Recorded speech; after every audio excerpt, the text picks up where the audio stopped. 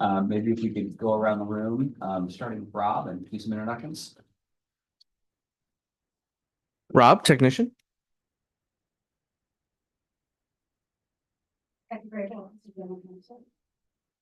Jim Crossett, board member. Ben Lindy, board member. Kendra Matt, board member. Dan Hoying, general counsel. Stephanie Scott, assistant general counsel. Erin Invis, Cincinnati Federation of Teachers Field Representative. All right.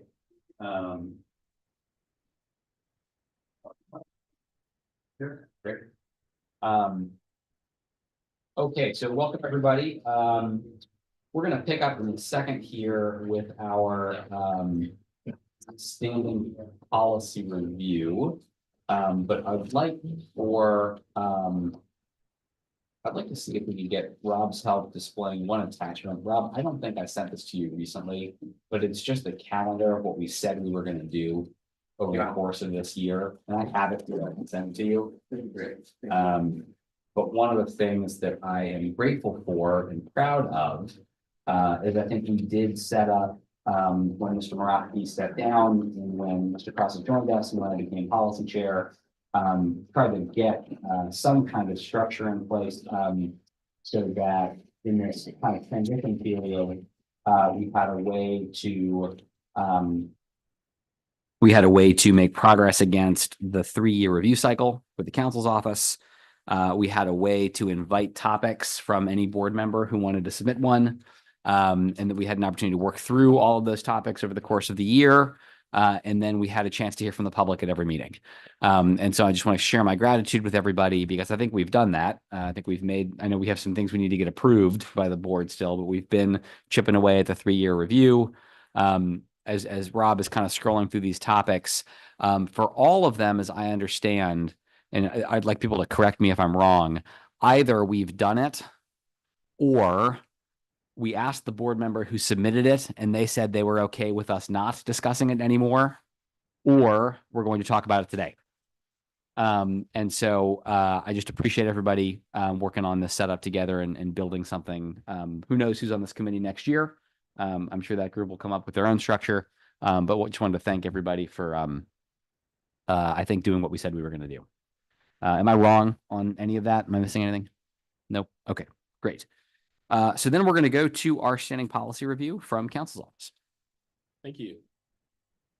We have 2 policies today, and I'm pleased to report that I think with these 2 policies, we will have completed our combining of what was the 3000 series that applied to the certificated or teachers and administrators policies, and the 4000 series that applied to classified and civil service staff, which was a goal that we've been working through for probably almost 3 years now. So with this, these are the last 2 policies.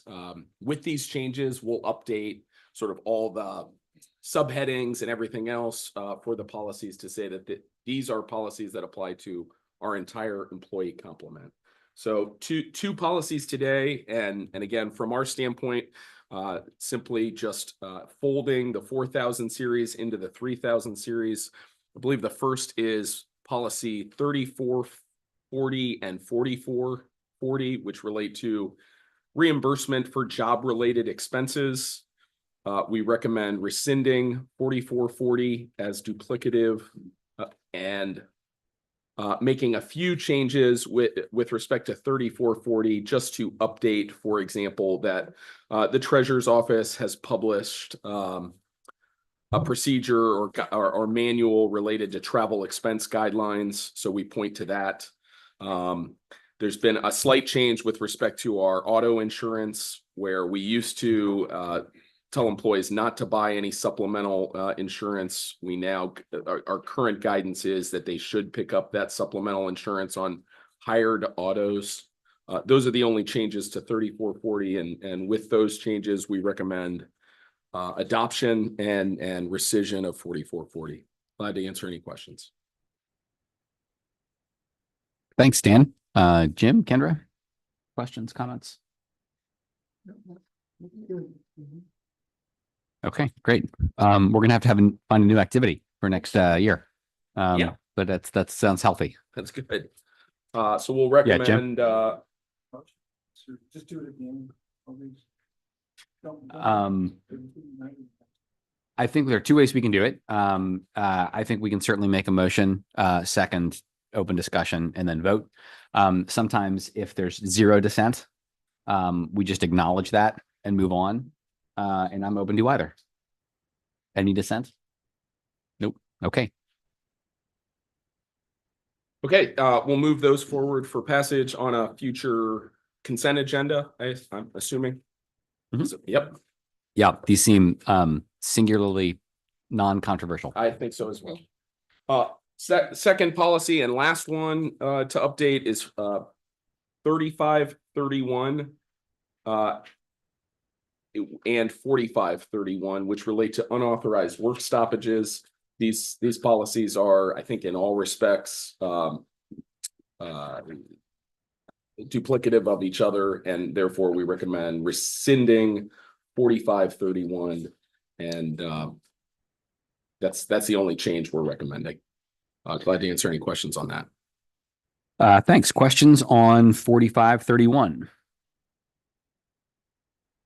Okay, give me a second. Yeah, take your time.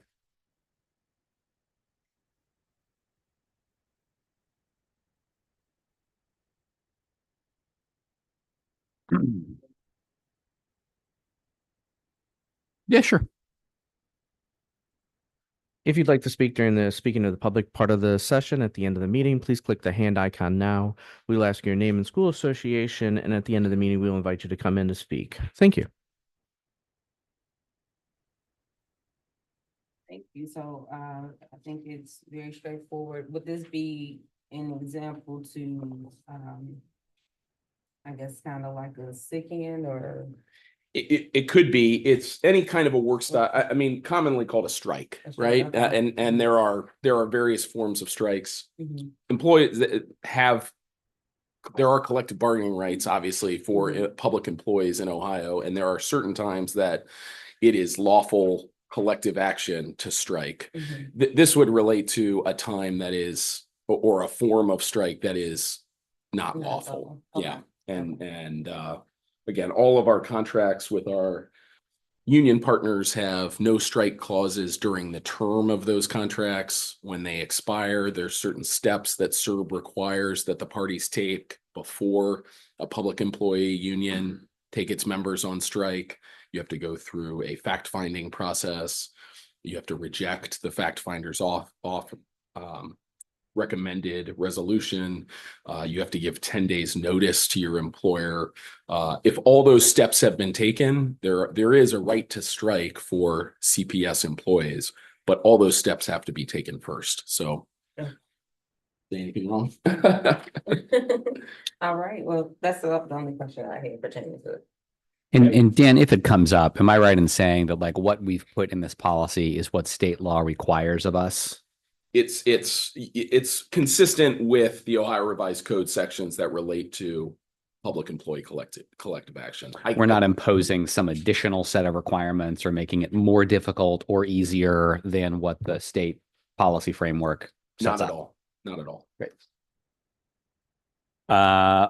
Okay, so we will have at a board meeting of council and board presidents choosing 4440 and 4531 to go through in a consent agenda.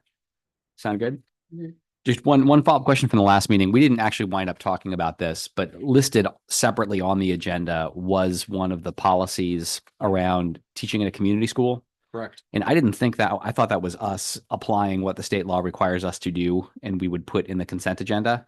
I'm not opposed to it being pulled out. I just didn't remember that we had that pulled out. Did any insight into how that wound up there? I had the same question. It didn't come from our office. Okay. So again, we can, if people want to talk about it, we can talk about it, but I just want to make sure I wasn't missing something about the Not from our process. standpoint.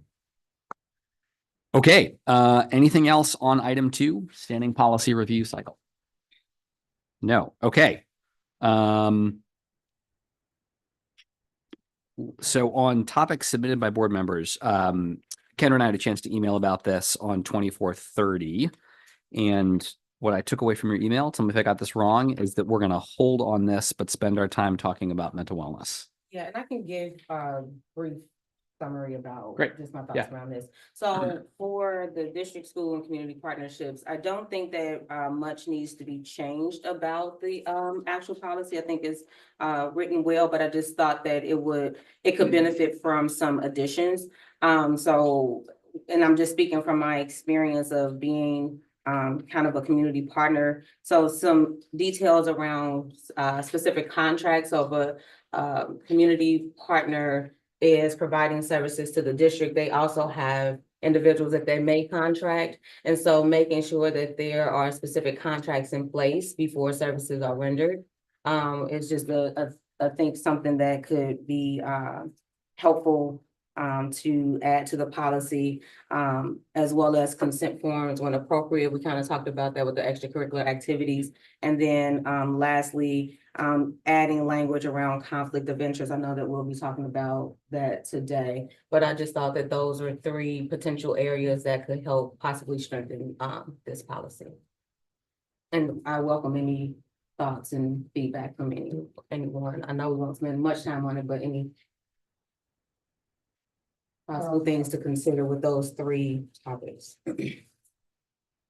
Nothing specific. I did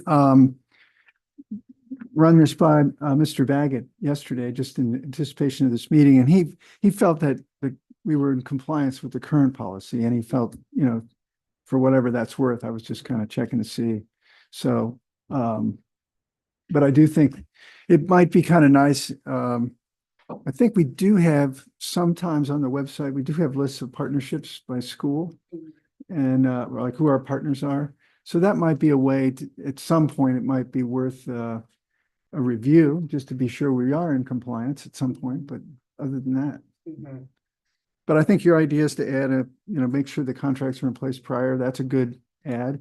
And then what would you say? Not the release forms, but the consent forms? Yeah, consent forms Yep. are just when appropriate, because I know there are some times that, as we talked about with the extracurricular activities, there may be activities that are happening throughout the school day, but are not necessary, but there may be things that are happening after Yeah. school where, parents Right. and families should I be think that's informed. a good idea. And what was your third one? And then conflict of interest. Oh, So right, just looking yeah. into identifying just language around ensuring that there's not a conflict of interest of the partnerships and how that relates to the district. Sure. Right. Great. All good things to add. Thank you. Thank you. I appreciate that. Thanks, Jim. And Kendra, I like all the things you said. I don't know that I have anything that I would want to add in addition. I also don't have any objections to any of the ideas that you suggested. This is more of a curiosity than something I want to advocate for, but I'm just imagining that the superintendent's got a lot to do. And the policy currently says the superintendent must approve all of these partnerships.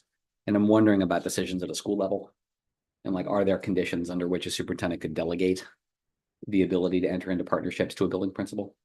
Or to somebody who's closer to the specific neighborhood or community that might, and is this policy, this is, I guess, a question for council, but like, is the question written in a way that would still be okay? Is there anything in here that would preclude that? Do we have reasons why we'd want to preclude that? Like, this is mostly just a curiosity. No, and again, with those 3 bullet points, I was taking notes. We can suggest language to bring it back On a scale of 1 to 10, this is like a 1 in terms of my level of, Yeah. I'm just was just interested. Yeah. No, there's nothing precluding us from, like from a procedure or an administrative standpoint, ensuring that that feedback is taken back and included in the approval process for partners. So it's completely up to the board whether you want these specific items like incorporated into the policy or whether it's just feedback for the administration. Either is fine with us. Yeah, so I would like to start with board approval, and then if not, then we can go to the directive of event and administrative focus, but I think it's helpful to have that language discussed in the policy. So we're in an interesting moment time-wise because it's our last meeting, this group. And so I think we have an opportunity today to vote things out of committee to put on a January meeting agenda. Mhm. If it's for future committee discussion, that's also cool, just acknowledging it might be a different group of people. And so what I hear you saying is for whatever composition this committee has in January, council's office would come back with some proposed language for that committee to talk about. Yes. Is that everybody's on the same page and that feels okay? Yeah. Great. But would it be helpful in January for whoever's on the policy committee to know that we really like this one, even though I guess we don't get a chance to formally approve it until it gets written up? Yeah, sure. I mean, Yeah, I think there Yeah. would be a nice opportunity to discuss whatever language Yeah. council, comes up with. Okay, sounds good. Great. Kendra, anything else on district school community partnerships? Okay. So next one on the agenda is, I'm just, Phyllis, one of the things I'm noticing, we're going to put the, eval policy back on here. We had emailed about. Is it on here? That's the evaluation policy. Yes. Yes. It's in the It's packet. not on my copy. Is it on board docs is what matters? Yeah. It's posted. Great. I'm looking at an old sheet of paper. So it appears underneath mental wellness. I guess I could. Yeah, I was. close out. Oh, great. Okay. So cool. Thank you. No, it's fine. I can totally pull it up online. It's no problem. In the world of things that matters, this is not a big. Oh, Rob has it too. great. Basically, everybody has it but me. That's great. That's no problem. All right, cool. We're going to use this one. Okay, great. So I think on the conflicts of interests, I would like to move this to the end in the if we have time for category, like if we're still moving along. We talked about this at significant length before Mr. Morosky stepped down. And this is still something I believe in. Like our current conflict of interest policy does not address campaign contributions. I think it would be a great idea for our board to formally adopt a position that a majority of the board supports on when campaign contributions, if ever, become some kind of conflict. I was convinced by the spring, summer that there just weren't 4 votes for a version of this that I thought would make a difference. So I deprioritized it, at least for myself. I'd welcome the chance now that we have a new board member, I think, to revisit that. But I would like to make sure we get to the mental wellness policy that I know Kendra has spent some time on, and we haven't finished that last section of the superintendent eval policy. So I'd like to just check with my colleagues. Would it be okay? I'd like to move this to the end in the if we have time category. That's fine. Maybe also if we don't get a consensus or resolution on the campaign contribution topic, Dan, I'm wondering, is it possible you could look to see what other districts do around the state? I think we did. Did we do that already? Yeah, spring. Oh, and what? Okay, I think Albuquerque, is that so there's a similar policy that was put in place in Albuquerque, New Mexico. That's right. not Ohio. We had not seen other policies outside of that yet. So, hopefully, base case scenario, I would love to talk about this today. But I want to make sure we get the other things we've started done first. Okay. So with that, I think next on our agenda is policy 1240, superintendent policy. And so I think just to start off again with some gratitude, I do think that we got a 7-0 vote on the changes that this committee has worked on, and I really appreciate everyone's help with that. I think we have taken some big steps forward. Just getting the timeline to be coherent so that we can look at a full year's worth of data about children in evaluating the chief of the school district, I think is a big win. I think having public votes on what the goals are going to be in advance, having public votes on what the scoring methodology is going to be in advance, all of this is just making it much clearer what the expectations of the board are for the superintendent.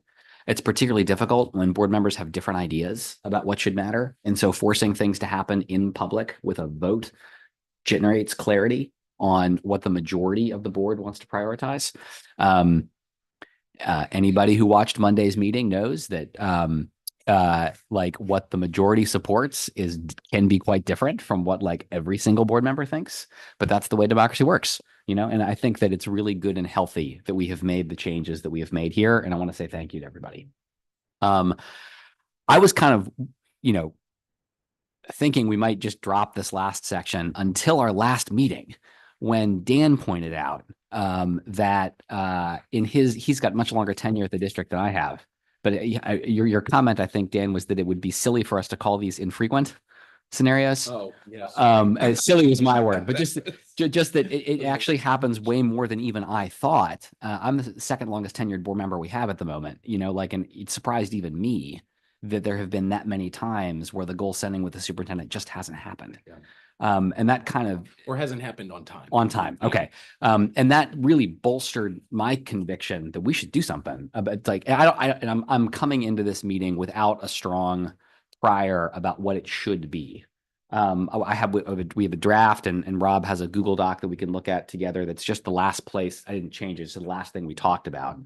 But I really worry about a scenario where, big chunks of the school year go by without creating real clarity around what matters most to the board for the superintendent. I think that is a recipe for disaster, because nobody wins and everybody is frustrated. And so I do think we should have something in here that says, you know, best case scenario, board and superintendent collaborate, do this on time, vote in public by the end of the first week in October, and everything is great. But if for some reason that hasn't happened, here's a backup plan. You know, like I think from my perspective, it's really important that these be reasonable. You know, I don't want these to be punishments. But I think there should be, if the goals don't get set, what would a reasonable thing to do be, so that there's never a year where there isn't clarity before the school year gets too far underway about what the superintendent's going to be evaluated for. So, Rob, could you bring up that Google document? And can you make the text a little smaller, maybe like a 90 or something in that Zoom window? Okay, so this was a draft that I wrote like 9+ months ago. And so there were 3 scenarios that I considered when I wrote this. One was, what happens if the board never approves goals? That was scenario 1. The second scenario was, what if the board never gets to a final evaluation? Like, what if the board just chooses not to do an evaluation for the superintendent for the prior year? And then the third was, what happens if we have a superintendent who starts in the middle of the school year? Rather than like at a neat timing to do this really well. So I don't know. I think maybe if we go back to the top, truly, I have no skin in the game on those 2 subparagraphs that like they increase by 10% or that they be improving reading and math scores for students with an even larger impact for economically disadvantaged students of color. It's a place to start. But I really would welcome ideas like what would a reasonable, thoughtful, non-punishment backup plan be if the board just doesn't do it? What, 5%, 10%, what are we looking at? Because I don't think you could, if you're looking at like the stars of a report card, state report card, I don't think the chunks fit. I think the idea would be like, let's say that the goal was to improve the, passage rate on 3rd grade reading from 50% to 60% last year. This year it would be 60% to 70%. Again, like 10% may be too high. Like this, there may be better ways to do this. The thing I want to just personally advocate for is that there be some backup plan. Yeah. Yeah, I think it's all fine. I just don't know what's 10% reasonable or not. It feels high, Yeah. honestly. I think it and maybe you want it that way so you create an incentive to do it together, right? Because the backup is work. But I don't want it to. I don't want it to feel like a punishment, you know, like I want it to create good incentives. I like the idea that it's I that forces us to actually do it instead of have this default. That's not a bad idea. It's kind of like, hey, let's get this done, otherwise it's gonna be a high bar. Yeah. So I like that. Yeah, I just echo the sentiments. You know, I'm a strong advocate for always setting those high expectations. And I think that there are things obviously that can be done to help facilitate that process of meeting those goals or exceeding the goals. And so written in the policy as it stands is that there will be interim check-in, there will be different things to help scaffold, right? And Mhm. support the superintendent in reaching those goals. So I get that it presents to be high, but I think we want to set a standard and an expectation of high standards for our superintendent, because we set high expectations, or we should be setting high expectations for our students. If all board members feel comfortable with 10, I'm happy to keep it at 10. If people would feel more comfortable bringing it down to 5 or waiting to see what the rest of the board says and potentially lowering it to 5, it's like that there be a backup is more important to me than what the backup is. It creates an incentive to actually really do Have the it. conversation. Yeah, and I would want to start here first, and then when it goes back to the board, if there's any further discussion around it, then modifications could potentially be made, but I would want to stay at the 10%. Okay. So then I think this next paragraph is probably the hardest one for me because, you know, you do need to cover a scenario where there were no goals the prior year. You know, everybody knows I wrote this months and months and months ago. So this was not on purpose, and there's no way I could have foreseen this. But this is exactly where we are right now as a school district, you know, where we have a new superintendent. That new superintendent did not have goals last year, not because anybody did anything wrong, but she wasn't superintendent last year, you know? And so like, you know, we're in the process of negotiating a contract with the new superintendent. I'm sure that will go great. Hopefully nobody ever needs these things, but like, even just the fact that where we are right now is this very scenario makes me glad that we're at least talking about it, you know? And so I think, I chose these because I think if nothing else, what's our job? You know, we should be improving student learning outcomes. What's maybe you could swap out reading or math efficiency for graduation rate or something. I don't know, but like I was trying to pick something that was like really general and broadly acceptable. And I was trying to push on our equity policy and our anti-racism policy by saying we should have a positive impact for all students, and we should have a disproportionately strong impact for historically marginalized students. So this felt like, I don't know, I gotta start somewhere, but I'm genuinely very open to other ideas on this. So where it says superintendent shall receive a satisfactory rating. No, sorry, we're still one higher. It's okay. Rob, maybe if you scroll up just so they can see the prompt for number 1. So this is like the second subparagraph.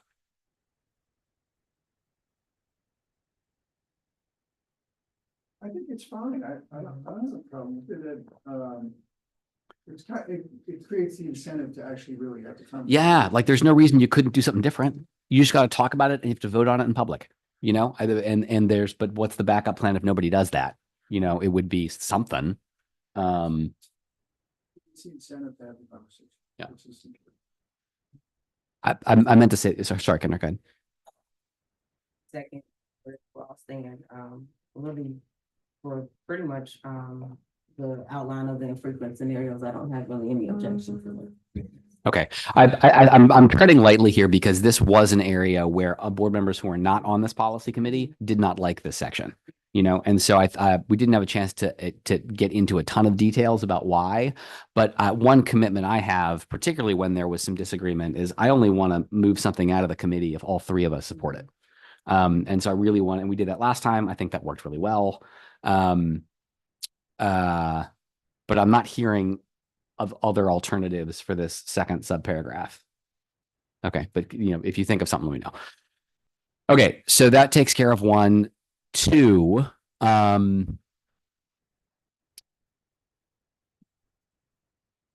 So this is now a scenario where we have goals, but imagine that a board, for whatever reason, doesn't do the first part of the policy where they have to vote in public. No, we changed it, where they have to have a final version and share it with the superintendent by I guess the end of the first week in October. So it's like, imagine a fall where that is not happening.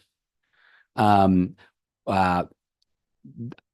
I want to argue is that you have to create some kind of clarity for that superintendent about whether they're doing good in their job or not good in their job, you know? And I defaulted to satisfactory here, but you could change it, you know? You could change the default to like, again, I'm not tied that it be this. I just would like there to be some kind of default so that if a board is not doing what the policy requires, you create clarity.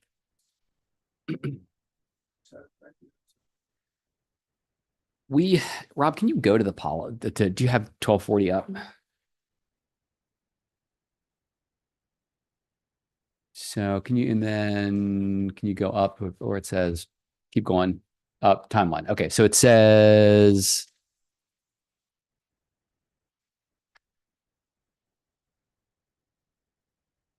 and then scroll down a little bit.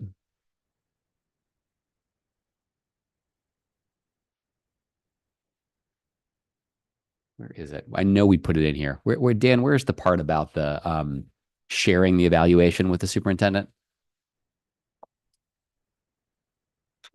Rob, is that the online version? Yes. Where's that? I think it's under. Is it part 1, bullet 3 for the first thing? No. Hold on.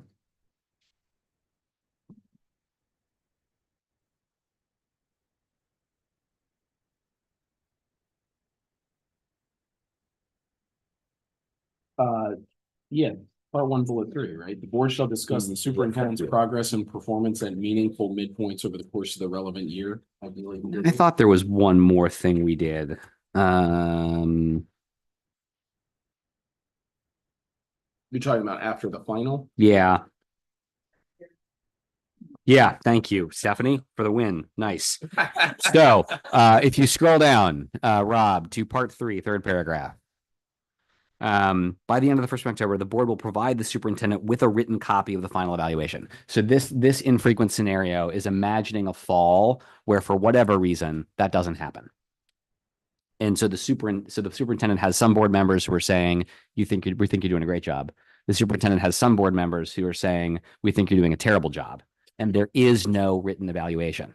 And so all board members are free to say any of those things. And there's nothing that can just create clarity for the superintendent on which of those two things is true. I think we have an odd number of board members on purpose, just like there are an odd number of Supreme Court justices. So even if people disagree, at least you create clarity on where things are. And I think every leader deserves that, whether or not every board member agrees. And so I worry about a scenario where, and I'll just share, I have lived through years in my 5 years on this board where that's happened, and more than one. And so I think what I wrote, defaulted to satisfactory. You could change it, or maybe you could default to like a statement that says like, I don't know, like we could generate something creative. Yeah. Thinking, it can remain as satisfactory, but while at the same time, offering feedback for like areas of improvement. So because again, for this particular section, I think the onus would be on the board, and we would have to take accountability for that, right? So, we would, yes, evaluate the superintendent by saying that they have a satisfactory rating, but this is additional feedback moving into maybe like the next year. So if we did something like this, so the superintendent shall receive a satisfactory rating for the year, though all board members can share feedback with the superintendent. Is that what you're saying? Yeah. And so what that would do is it would create clarity for the leader that they're not going to be dismissed because of their poor evaluation. But it would also leave room for board members who had concerns to share those concerns and be taken seriously. It would also be for the superintendent to know what those areas of concerns are in an effort to have growth moving into the next year. What's that make you think, Jim? It's fine. Almost refer to part one, the third sentence. I think it says that, kind of says that already. The board shall discuss the superintendent's progress and performance. So if we say, Simpler just to refer to that, since it's already, we've already, what language would you use? just refer to part one, point number To 3. approve instead of. I don't know, Kendra, does that get at what you're Yeah, talking about? so are you saying to? Go back, you said part one, where? The third sentence, the board shall discuss superintendent's progress and performance at meaningful midpoints over the course of the relevant year, ideally quarterly. Okay. So I changed this, Jim, to say, though all board members under part one will have shared and can continue to share feedback with the superintendent. Sure. Yeah. Okay. Any dissent on this one? Okay, so if we go to 3, if the superintendent starts in the middle of the academic year, this was just trying to be like split the baby, like if you got more than half of the year left, you should have to do this policy and set goals for the year. If you have less than a school year left, pick it up the following school year because you got enough other stuff going on. But if people want to do a different version of this, I'm open. Kind of have a mid-year break. And, Yeah. it's a good point. Sure. Yeah. So for our situation now, we probably would like to do something pretty quick in early January. We just do some goal setting and Yeah, I think either we have to do it exactly like you said, or it would be better to wait and do this in the fall when we have a year's worth of data. I would argue we do it soon. And I think we can. But yeah. Groovy. Arguments against, yeah. Okay. Council, are we missing anything or doing anything that is illegal or boneheaded? I think the only piece is that this policy will always work in concert with the superintendent's contract. And so to be conscious of, making sure that the policy and the contract align, I think is important. I agree with you. Thank you. Does that make you want to change anything that's in here? Not necessarily, just something we will be conscious of as we are, as we put together superintendent's contracts, and something the board should be aware of and conscious of. The evaluation is a required part of the superintendent's employment every year. It's possible the effect of the evaluation would be dealt with in the contract. Does that make sense? So.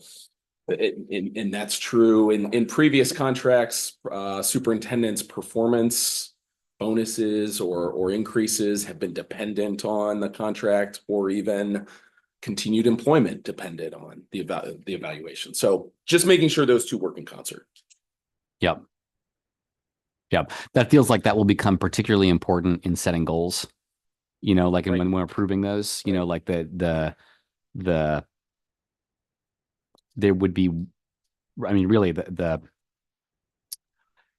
it's like the policy will create a process to make sure there is clarity about whether the superintendent performed good, not good, somewhere in the middle. What the consequences of good, not good, in the middle performance are comes from the contract. Right. And I not think from that's this. right. I think Yeah. that's right. Yeah. And that sounds appropriate, I think. I do too. Yeah. The other thing I'd add, I was perhaps unnecessarily harsh on previous boards for not timely completing Tell me this now. goals. Yeah, and part of that is structural, I think, with respect to, the district often doesn't get its results from the previous school year until I don't know what, there's a date, September. It's in September. Yeah, and by the time the board is processing that and thinking about what they would like to see in the current year, oftentimes we're halfway through the current year, and so it makes it more difficult to that's been a consistent challenge in my entire time at CPS. Yeah. And we're gonna try this, but I hope my intention in shooting for that first week in October was that it would be early enough to give real runway for the school year, but late enough to actually have that September data, and I also, my hope too is, we get preliminary data earlier over the summer, and so that there can be some earlier conversations, to kind of setting some groundwork. So, absent some surprises, here's where we would go. And if we have surprises, we'll change it. Okay. We spent a lot of time on this. I'm inclined to move on unless there are any, can we say that we're recommending out of the committee this version with, all 3 votes? Okay. I'm not sure at what point. We do have hearing of the public, but we're a very small group, Karen. And if you would like to share something, by all means. Thank you. I just find this, you mentioned punitive, the 10%, and I feel like 10% is so unrealistic that because we're talking about an increase of 10% over 3-year trend data for 1 year, right? So, I'm not a mathematician, but that's even more than 10%. You're talking about 10% more than what has happened over a 3-year period.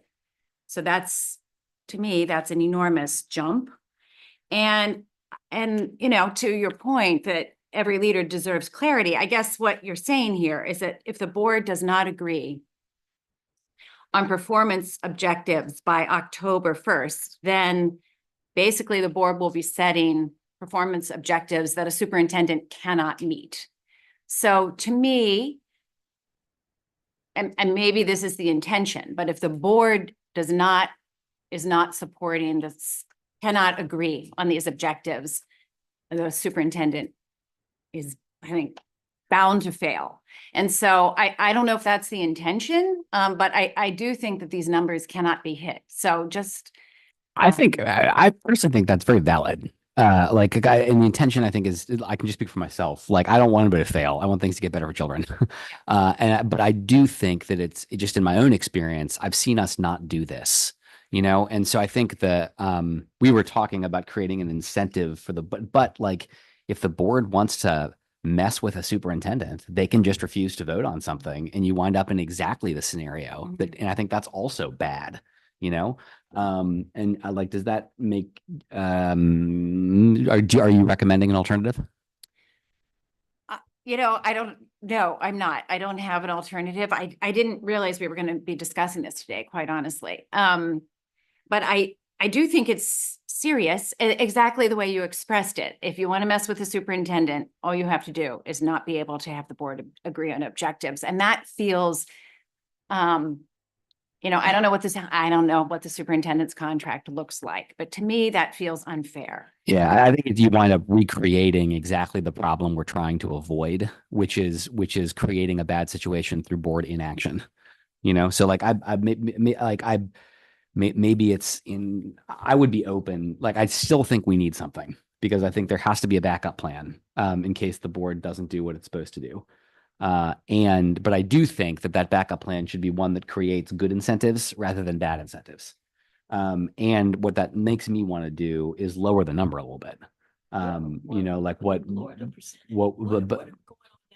Yeah. You raised a none of this valid exists point. now. None of this exists now. Yeah. You raise a valid point. I'm wondering if part of the goal setting process is collaborative. So there could be a default to some language in here, a default to the goals that the superintendent sets for themselves. That would force the board to do something. Yeah. Yeah. Because it is a collaborative goal setting process. So maybe we leverage that part of the goal setting to say, well, the superintendent made their own goals, and whether they achieved them or not, that's Because we as a board could not agree Yeah. Right. on an alternative. That would be the default, sort of. Yeah. La la la la la. superintendent would, if the superintendent doesn't set their own goals, then maybe the 10% kicks in or some percentage kicks in, something like that. Yeah. Yeah. What do you That's an think? interesting idea. So I agree with the goal setting collaborative process with the superintendent. But I also want to ensure, and I'm okay with working with the 10% if we need to change that, but I also want it to be something that will still try to move outcomes forward and not allow just a place of comfort either, Mhm. right? Right. So I guess there would just need to be discussion around what would be reasonable, while still stretching us as a district, with the board and. But I'm smiling because I feel like even in this conversation, it's like forcing us to have conversations in public about what matters. And that's the point, you know, like I think that is healthy. I think that is good. So I'm already excited, whatever the number is, you know, but so I'm trying to reflect what I heard from colleagues. And so if we were to, we don't have to do this, but if we were to say, if there were performance objectives set, so we're if the board does not vote by the end of the first week of October, then we're proposing as an alternative, the superintendent shall set his own measurable goals by the end of that month. Then if, hang on, and share them with the board. If the superintendent does not,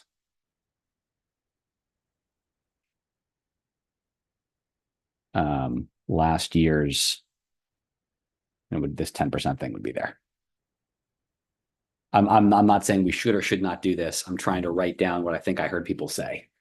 And curious what people think about this. I think it honors both perspectives. Yeah. How I'm seeing it. Yeah. What I love about it is that there's never a year where there is an absence of clarity about what the superintendent is going to be held accountable for. Mhm. And like the board has control over whether that's a good thing or not a good thing. But if you want it to be a good thing, you got to vote in public. Yeah. And that feels like This is forcing help- democracy to work. I think this seems better. Yep. Yeah. Okay, great. I do Thank you. too. Thank you for pointing that out. I would just add, it's not in the superintendent's interest to say, we're gonna drop by 5%. Yeah. Yeah. Yeah. Right now, Yeah. superintendent also should be. It has some Yeah. incentives. That's Right. Yeah, but I like, yeah, and there's enough stuff around here you could choose to focus on without focusing on the hard stuff. You know, like this will just force the kinds of conversations and the kinds of voting that I think is good. Okay, so we're recommending out this one with all 3 votes. Yep. Okay, great. Moving on. Next on the list is mental health, I think. Yeah. All right, so just wanting to provide some context and rationale around just the start of the draft of this policy. So one, this is an area that I'm really passionate about, just given my profession as a licensed professional counselor. But also because we have a current standing guardrail, which talks about honoring the needs and talents of the whole child. And so we recognize that in our district, we are doing so many great things as it pertains to mental health and social and emotional wellness. However, there is not continuity around it or a kind of a comprehensive focus. And so I think this policy really helps to streamline that information. And so with the support of General Counsel, so Dan, Stephanie, as well as Dr. Manisha House, who's the director of the Positive School Culture, we had an opportunity to meet to just create kind of a foundational draft of the policy. I did go in and make some revisions, but this is something that I want to ensure that everyone has the opportunity to provide feedback and to let you know, this is not something that has to be approved to move forward today, but we want to have, continual opportunities to have discussion around it. And so the first goal area, when we pretty much drafted it, very similar to the previous wellness policy, but they're focusing around just that nutritional health as well as physical health. So we identified very pertinent goals that stood out to us that we were already really focusing on. And so the first goal is for each school to have staff and trained mental health and school counseling professionals.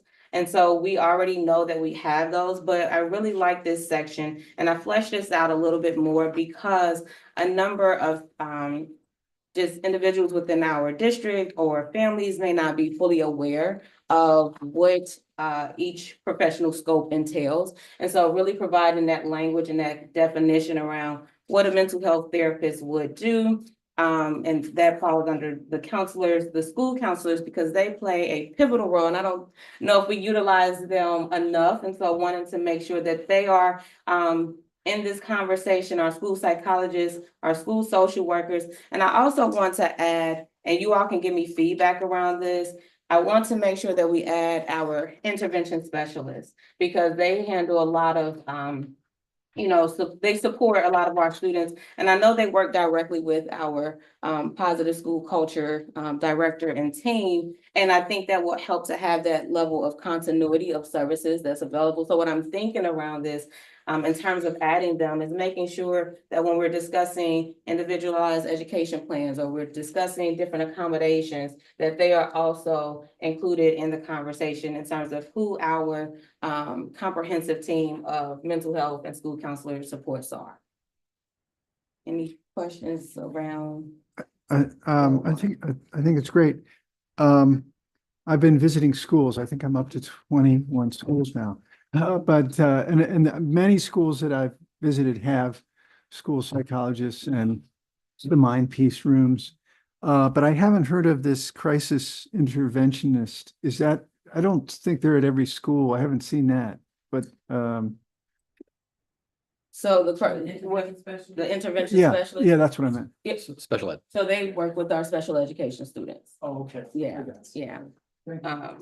And then what I will also, no problem, what I will also want to add, which is not on this current draft, but making sure that all of our professionals are adhering to their state licensing boards, making sure that they, and I would want to ask you a question around this, Dan, as it pertains to the malpractice insurance.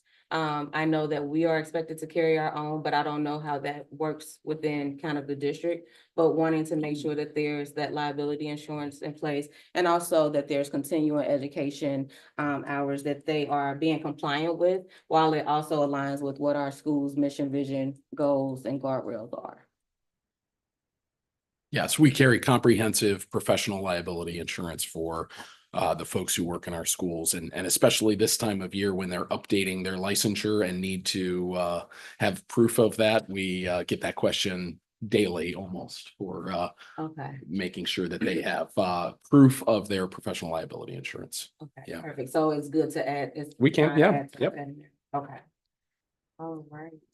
So are there any areas of concern or questions that may stand out? Yes. I think it's exciting. It's great. These are all things I believe in a great deal. I think, I know I've shared this with Kendra. I don't know if I've shared with everybody else, but both my parents were mental health therapists before they retired. I think this is really important stuff. I want us to do more of it. Are there any budget implications? Like, does this require us to spend more than we've spent in the past? Good question. I don't think so.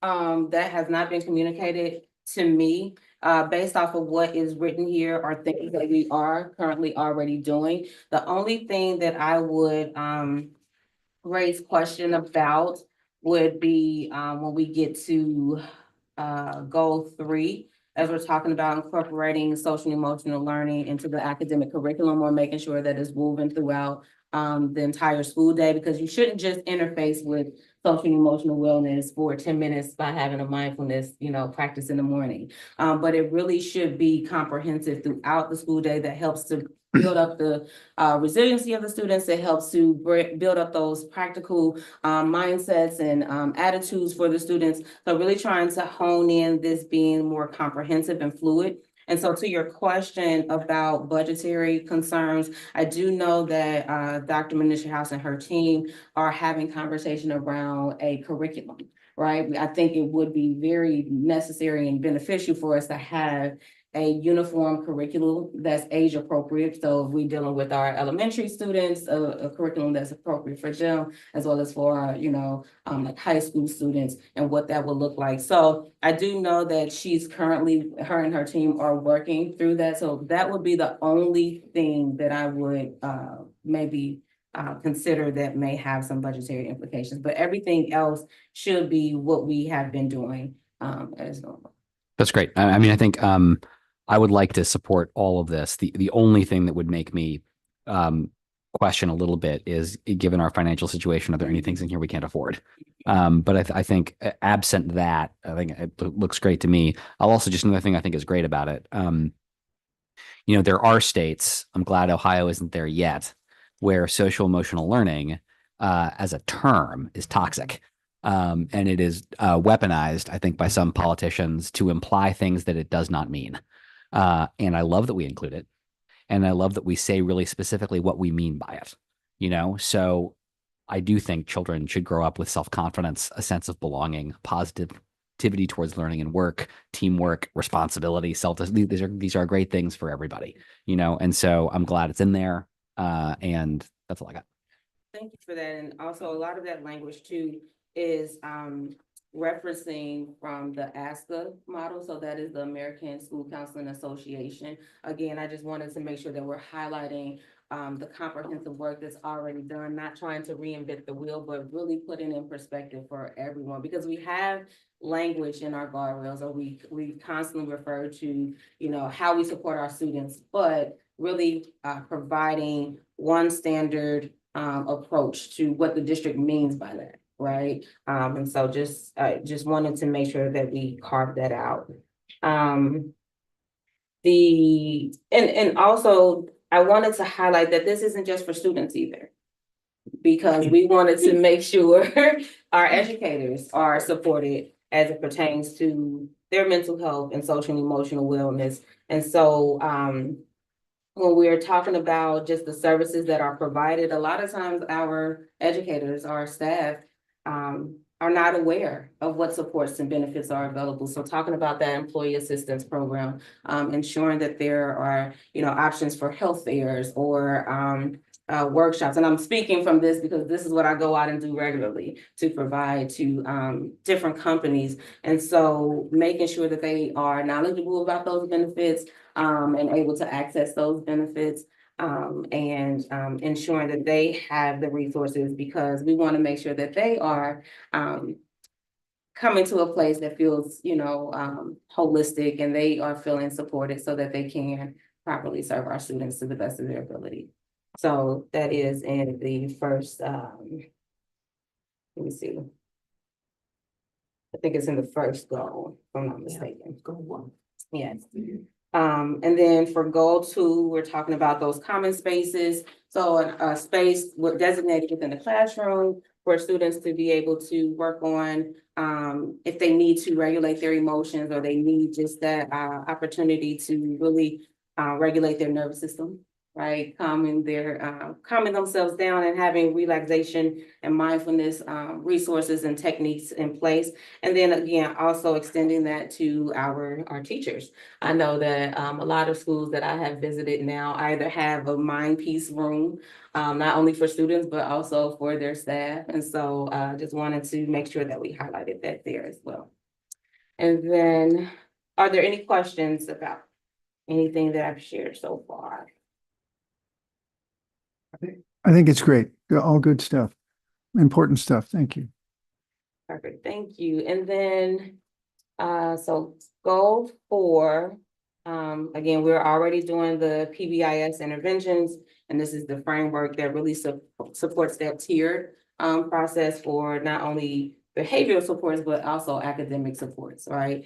And so leaning into that, making sure that we're offering continual education for our educators on trauma-informed care, as well as mental health aid first care, or mental health first aid resources. And anything that we do provide, we want to make sure that it's all evidence-based. And so that could be something that could be added. And then lastly, for goal 5, as it relates to our school partners and agencies, I wanted to add language around making sure that we're continuing to look for resources for federal and state grants that we can ensure this continual line of work if possible. And just continuing that opportunity for education and awareness. And I think that that's something that our partners can be doing. So that might be another area that we have to look at in terms of budget. But making sure that our partners are supporting our district with providing that information, reducing the stigma, and also helping to support with that family engagement so that we are all embracing this this perspective of wellness. So is this, Jim, did you want to go first? Did goal, this paragraph under 5 is new? So goal 5 has been there, but I'm just wanting to just incorporate some additional things that really stood out to me about making sure that we are continuing to look for resources for federal, state grants. I don't know if that needs to be there. That may be an administrative thing. Or Just wanting to. I was just trying to, so am I right that I'm just several steps behind you? Thank you for being patient. The schools will partner with agencies. That's in there currently. And what's new is the paragraph below it. That each school shall have. With that paragraph, what I'm talking about now is possible additions that I'm considering adding. That's not. I gotcha. But the board already approved that each school shall have a co-located, blah, blah, blah, blah, blah. Yes. Great. So those Okay, are, great. Like Beach Acres, or like, it's no longer children's home, but those are. Yeah, Best those Point. different part- or- Yeah, Yeah, Best yeah, Point, great, yes. great. Okay. Yes. You answered my question. If Thank you you. want to add something that talks about reducing the stigma, I think that'd be really good. Really good. Yeah, yeah. All right. So that's all that I have, as it pertains to our mental wellness policy. And what I do hope to, do moving forward, again, I welcome any feedback, not just from those that are in the room, but those that are watching. I do, intend to go back and work with General Counsel as well as Dr. Manisha House, as well as, we talked about adding the school counselors, anyone that's really involved in this work, to have conversation with them as well, because we wanted to make sure that it's representative of everyone's voice as much as possible. That's great. Quick question. I think it's great. I know, you know, there are enormous needs for mental health services in schools, and we really appreciate this. I do wonder about a couple of, whether there might be a fiscal impact. I don't think it would be major, but the idea the classroom should designate calming corners, that are equipped with furnishings and materials. I just, you know, I want to make sure that that's not going to sort of come out of the teacher's instructional supply budget. And I also didn't know if those are going to be happening in high schools as well as elementary schools. I don't know if, I mean, I respect you as a mental health professional. I don't know if that's works for high school students or not, but I thought that might be just something to put on your radar screen. I appreciate that.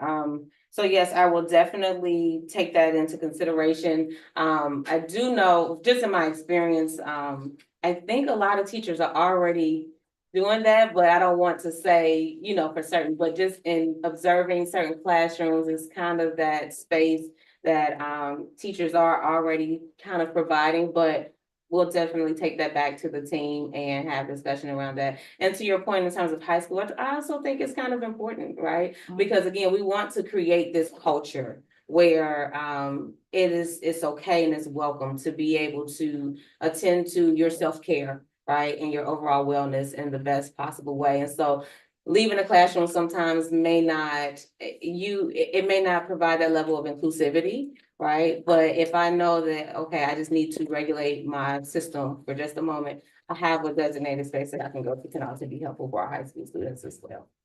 Okay, thanks. Yeah, I've observed the spaces in elementary classrooms, and I think what the teachers have put together cost almost nothing. Not a big additional cost that I could perceive. I wouldn't see that as a financial hurdle. Maybe just a beanbag chair and a soft light. Yeah, yeah, Okay. yeah. Or even Yeah. just a place, I've seen them where they're just a place for the student to stand. And it's a little bit partitioned off and there's a place just to stand and be calm. So it didn't seem like it was a big expense at all. Great.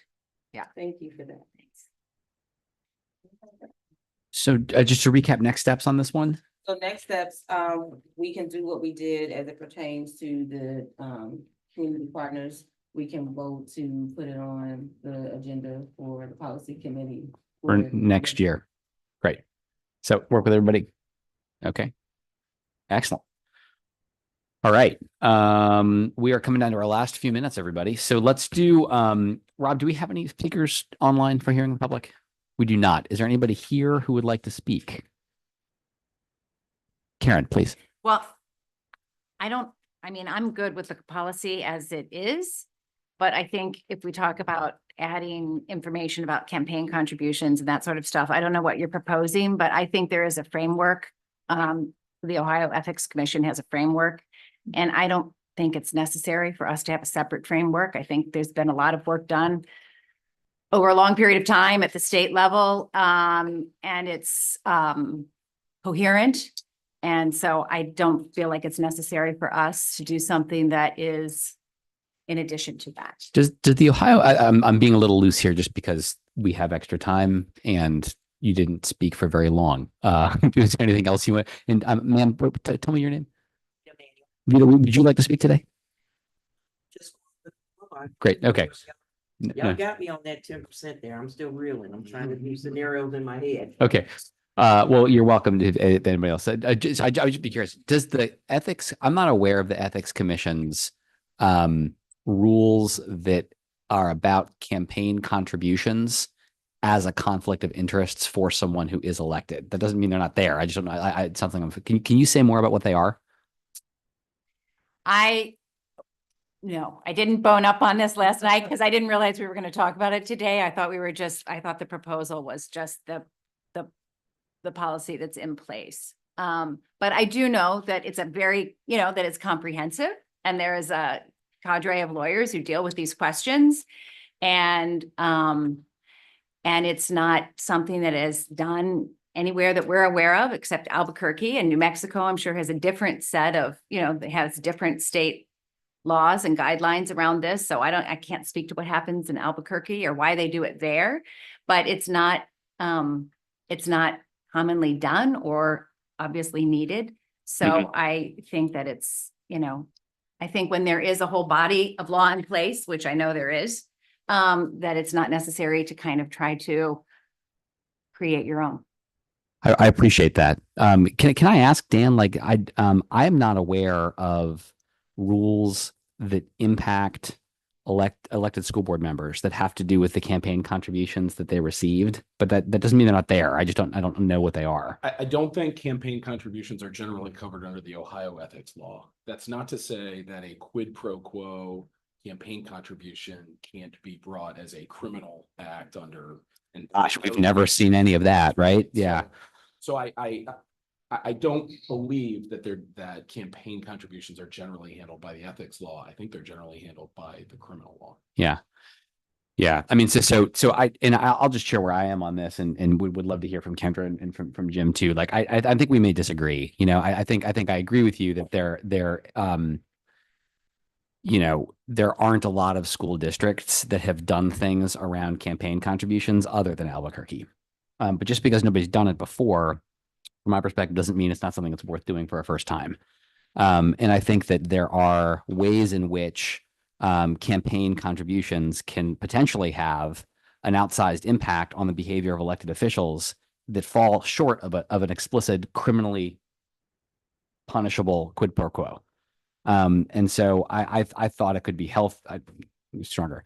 I think it would be healthy for us to decide as a whatever, it's not gonna be today, but whatever future policy committee looks at this, to figure out how do we want to conduct ourselves here in CPS, and to say, we know that there's no state prohibition against some of these things or federal prohibition against some of these things, but we're going to choose to hold ourselves to this standard because we think it's a healthy one.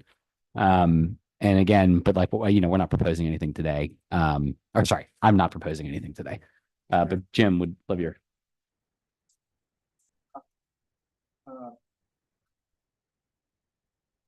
Just give me an example of what this policy would change that was happening now.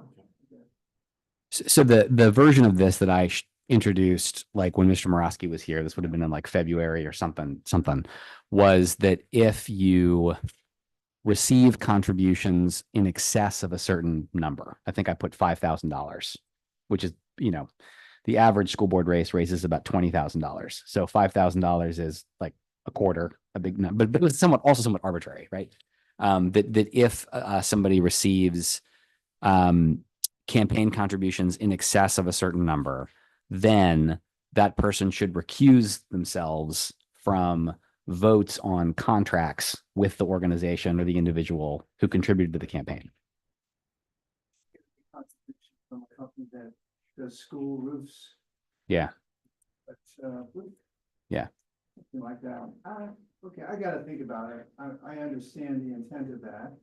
But I gotta have to think about that, because I think if you're running for office and you get supported by a group that, like if you've already said, hey, we need new roofs. And then you get supported, maybe that's still okay. I don't know. I should think about that. And look, like there's no I'm going to stand by what I said earlier too. Like I only want to really support things out of this committee that we can get through vote for everybody on board. And I also like, and everybody can do the same. I'm going to say what I believe, you know? And so I do believe that this would be a good and healthy direction for us to go. I'd welcome the chance to be a part of that with people, but we're going to have to see, you know, what do you think? I'll just say, in short, my position still stands. I recuse myself from lots of things. And it's because of, I do not want to be in a position where it is a conflict of interest. So I think it's always good to have those healthy practices in place. And I don't think that it sends a negative, or I would hope that it wouldn't send a negative message to those that have decided to support. I would hope that it would send a positive message about just the integrity and just upholding the ethics of, you know, making decisions, but not in a manner in which it is predicated on someone's contribution, but what is in the best interest of students. I was appointed. I didn't run for office. Do you have to I should know this. Do you disclose who contributes to your campaign? That's all public. So in a way, that almost sort of creates a situation where the public would know, hey, maybe he should be recusing himself on that one, or she should be. Right. So there's a way for that to sort of already be monitored a little, or I don't know what I'm saying. We have a scenario now where people can make their own choices about what they recuse themselves from and don't recuse themselves from. And the public's totally free to look stuff up and decide what they think about that and whether they like that. And they can come to hearing of the public and talk about it. They can vote for somebody or not vote for somebody. And what I was advocating for earlier in the year was that there be a something a little like just like that we would decide as a board what our expectations for each other's are about when we want people to be recusing themselves. It is when it comes to the campaign contribution piece, it is completely up to the board member what they recuse. I mean, I guess subject to criminal liability from fed or state, something. Yeah, and the other thing we talked about is there is some limit on the board's ability to stop each other from voting on things that you're duly elected to. Yeah, and so we talked about, like, the board wanted to hang a sign over each board member that said this candidate paid for by X, Y, and Z. Probably could do that, but stopping that person from performing their elected duty. I forgot that. That's right. Yeah. that's So the like other piece. even whatever you come up with, it's going to be subject to those limits. Yeah. Also, I'm thinking about the roofing scenario. I mean, really, we don't have a lot of control over that. I mean, the administration has a whole purchasing process that vets candidate buyers and all that, that's separate from what our interaction. It's pretty far removed. I mean, I don't know. I'm just trying to think through different scenarios where that kind of contribution we wouldn't be able to pick the vendor just because they gave us the money. We wouldn't be able to do that. That's pretty far below us. That's what we hope, right? I mean, like if everything works the way it's supposed to. Yeah. Well, listen, I think that's a fine note to end on, unless anybody has anything else burning. We're going to vote out of the committee. Dan, just kidding. I You just, do have something burning. at the end of the year, I think it's important to recognize the important work the committee did this year. The policy committee can be sometimes tedious and wordsmithing and whatever, but looking back on the year, there was some really important things that the committee did. This year, the board did a lot to address things that are going on in the world. We added an artificial intelligence policy, a crowdsourcing policy, and reversed itself on cell phone usage to allow schools to start using Yonder pouches. Also addressed a lot of important community needs, as mundane perhaps as changing the uniforms and dress and grooming policy to say that students can't be removed for violations of that. Added an important change to the administration of medications policy, and even adopted a renewable energy resolution that was really driven by some students and staff at our schools. Finally, did some really first of kind policies. We added a hate speech policy this year that I think was unique to CPS. And I would say the mental wellness policy is something that is first of its kind and unique. So wanted to congratulate the committee on another really important year, and thank you on behalf of the administration. That's very nice, Dan. I'm not used to being thanked. So I appreciate it. Thank you. Thank you. Thank you for our great staff, our regulars, our board staff, our technician. Happy holidays, everybody, and we'll see you next year.